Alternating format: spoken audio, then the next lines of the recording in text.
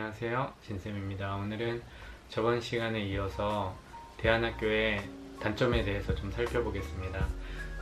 오늘 시작하기 전에 먼저 오늘 제가 느낀 단점은, 제가 뭘 느끼냐면 어떤 네거티브한 부분에 대해서 얘기를 할 때 분명히 반대 의견을 가지신 분들이 있어서 꽤 조심스럽더라고요. 그래서 오늘 말씀드릴 내용은 어디까지나 제가 개인적으로 느끼고 그리고 경험한 거를 바탕으로 내용이 구성된 거를 좀 참고를 해주셨으면 좋을 것 같고, 만약 같은 생각이 아니시더라도 이런 식으로 생각할 수 있다, 이런 일들이 있을 수 있다, 이렇게 가볍게 좀 봐주시면 좋을 것 같습니다.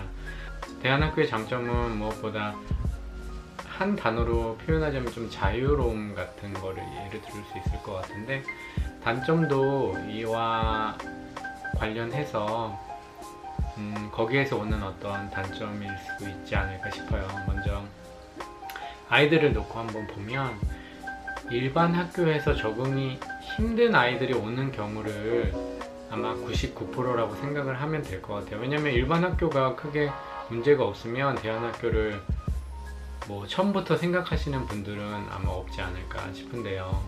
그러다 보니까 예를 들면 아이가 정말 나쁜 아이들만 모인 거 아니에요? 절대 그렇지 않습니다. 그거는 확실하게 제가 말씀드릴 수 있고요.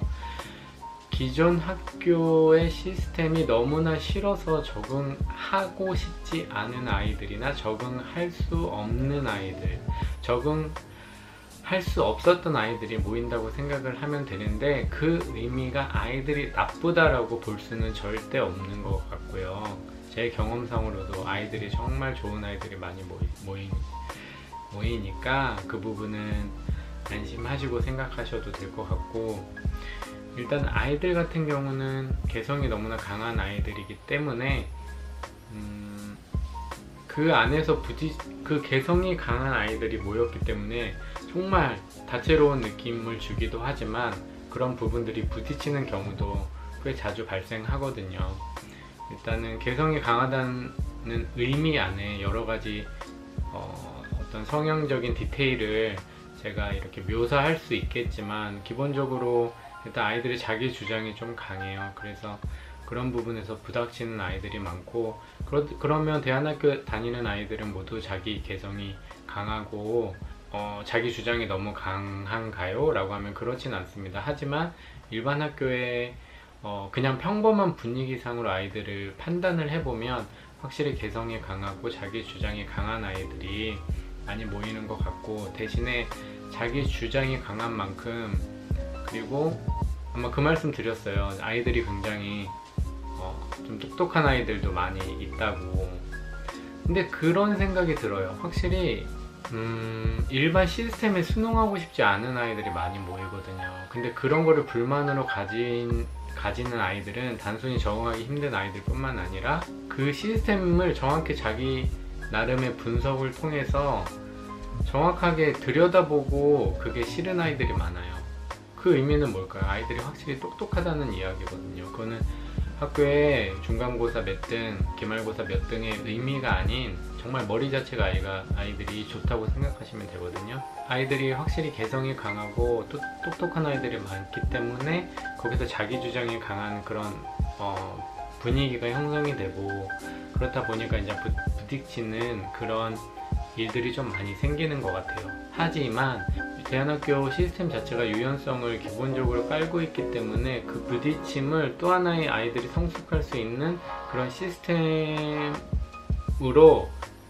활용할 수 있는 그런 제도 같은 거를 잘 만들어 놨어요. 분위기도 그렇고요. 예를 들면 굉장히 토론을 많이 해요. 토론 위주의 뭘 해도 아이들이 모여서 자기 의견들을 이렇게 피력하고, 그리고 절충선을 아이들끼리 잘 찾을 수 있는 뭔가의 제도나 시스템이 잘 갖춰져 있어서 그 부분은 아마 일반 학교에서 좀 흉내내지 못할 만큼의 장점이라고 볼 수 있고요.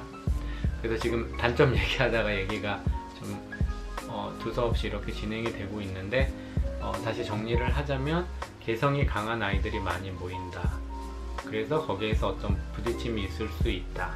하지만 그 부분을 대안학교라는 자유로운 시스템에 커버해주기 때문에 그 부분은 대안학교의 장점이 또 이렇게 커버해주는 부분이 있기 때문에 완충 역할을 해주고 있다, 이렇게 이해를 하시면 되고요. 내 아이들이 좀 개성이 강하다, 자기주장이 강하다, 이런 부분, 그걸로 인해서 또 아이들끼리 갈등이 있을 수 있다.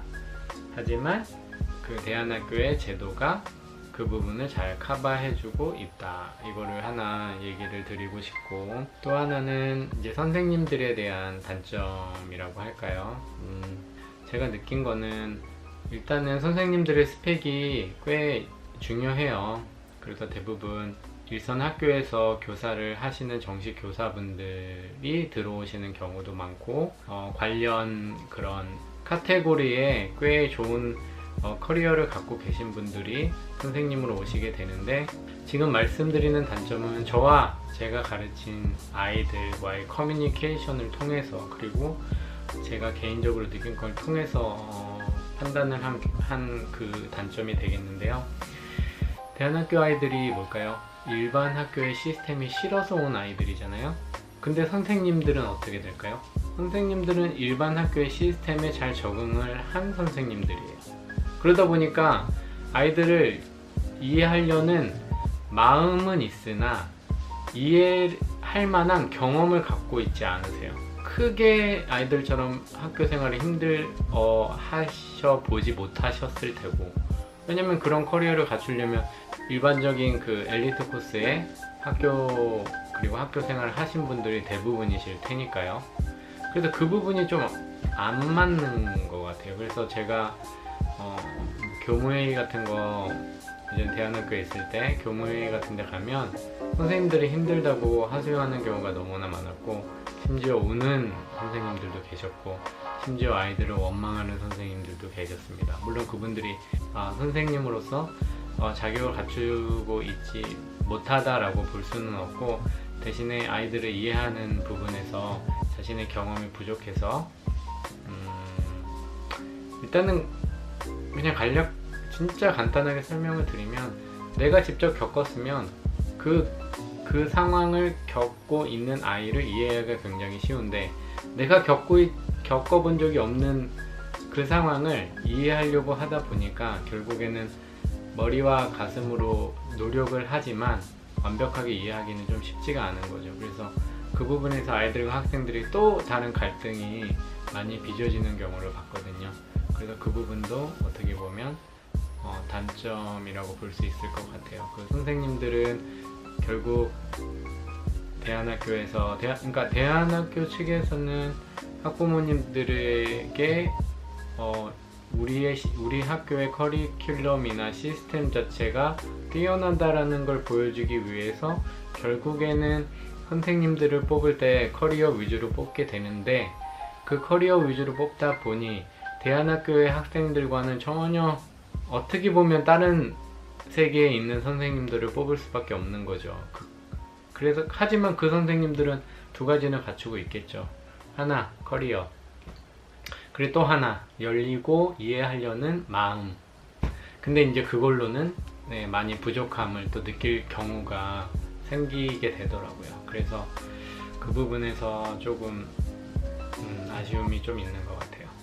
이제 또 하나는, 일단 초등학교, 중학교까지는 그럭저럭 학교 생활을 적응을 하려고 아이들이 노력을 하고, 또 여러 가지 변화 안에서 아이들이 재미있게 잘 생활을 하고 있지만, 이제 중학교 고학년이 올라가면서 또 고등학교로 올라가야 하는 그 시기에 아이들이 굉장히 많이 마음이 약해지고 진로에 대한 고민과 갈등 같은 걸 많이 하게 되더라고요. 그래서 기본적으로는 이제 검정고시를 많이 생각하는 대안학교 아이들이 많이 있는데, 그런 부분에서 좀 백업해주는 힘이 많이 부족한 게 대안학교지 않을까 싶습니다.